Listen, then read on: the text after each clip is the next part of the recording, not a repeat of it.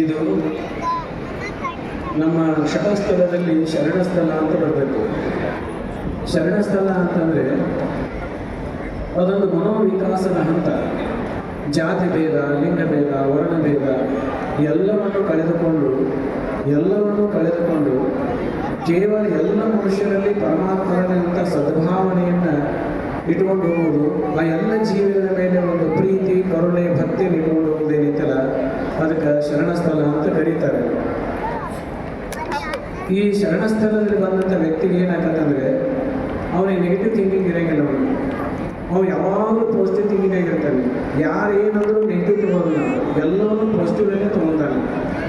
ಶರಣ ಅಂದರೆ is A positive thinker. ಇಲ್ಲಿ ಅದನ್ನು ಸಾಧನೆಯ ಮೂಲಕ ಬರ್ತದೆ.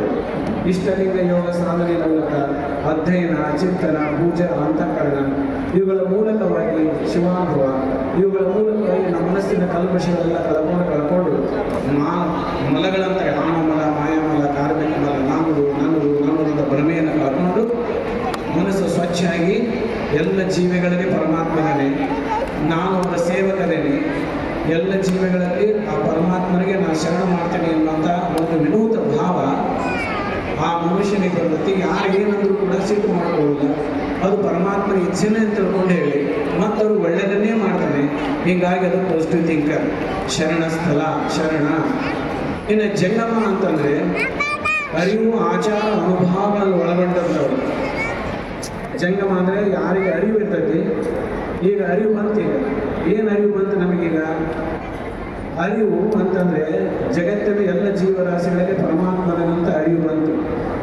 ಈ ಅರಿವು ಬಂದಾಗ ಮನುಷ್ಯ ಏನಾಗ್ತಾನಂತಂದರೆ ಅವ ಗುರು ಅನಿಸ್ಕೊಂತಾನೆ. ಅರಿವು ಬಂದ ತಕ್ಷಣ ಗುರು ಅನಿಸ್ಕೊಂತಾನೆ.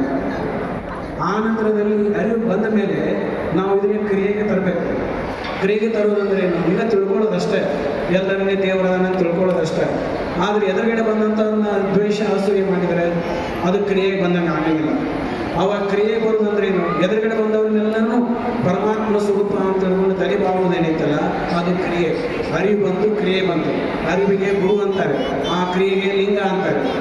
ಮುಂದೆ ಏನು ಮಾಡ್ಬೇಕಂತಂದರೆ ಅದಕ್ಕೆ ನಿಲ್ಲಬಾರ್ದಲ್ಲ, ಮುಂದೆ ಜಂಗಮ ಸ್ಥಳಕ್ಕೆ ಹೋಗ್ಬೇಕು. ಅಂದರೆ ಜಂಗಮ ಅಂದರೆ ತಾನು ಪಡ್ಕೊಂಡಂಥ ಅರಿವನ್ನು ಕ್ರಿಯೆಗೆ ಇಳಿಸ್ಕೊಂಡು, ಈ ಕ್ರಿಯೆಗೆ ಇಳಿಸ್ಕೊಂಡ ಮೇಲೆ ತನಗೊಂದೇನು ಅನುಭವ ಆಗತ್ತೆ, ಆನಂದ ಆಗತ್ತೆ. ಇಂಥ ಕ್ರಿಯೆ ಮತ್ತು ಜ್ಞಾನ ಇವೆರಡರ ಸಮನ್ವಯದಿಂದ ಬಂದಂಥ ಒಂದು ಅನುಭವ ಏನಿರ್ತೈತಲ್ಲ, ಈ ಅನುಭವ ಎಲ್ಲರಿಗೂ ಹೇಳ್ಕೊಂತ ಹೋಗುದಿಲ್ಲ. ಪ್ರತಿಯೊಬ್ಬ ವ್ಯಕ್ತಿಯೂ ಜಂಗಮ ಆಗಬೇಕು.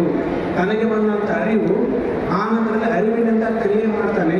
ಆ ಕ್ರಿಯೆ ಮತ್ತು ಅರಿವಿನಿಂದ ಬಂದಂಥ ಅನುಭವ ಬರ್ತದಲ್ಲ, ಆ ಅನುಭವನ ಎಲ್ಲರಿಗೂ ಹೇಳ್ಕೊಂಡು ಹೋಗುದು. ಅದಕ್ಕೆ ಜಂಗಮ ಅಂತಾರೆ. ಪ್ರತಿಯೊಬ್ಬ ವ್ಯಕ್ತಿಯೂ ಗುರು ಆಗಬೇಕು, ಪ್ರತಿಯೊಬ್ಬ ವ್ಯಕ್ತಿಯೂ ಲಿಂಗ ಆಗಬೇಕು. ಕೊನೆಯ ಸ್ಥಳ ಯಾವುದಂದ್ರೆ ಜಂಗಮ ಆಗಬೇಕು. ಜಂಗಮ ಆದಾಗ ಪರಿಪೂರ್ಣ ವ್ಯಕ್ತಿ ಆಗ್ತಾನೆ.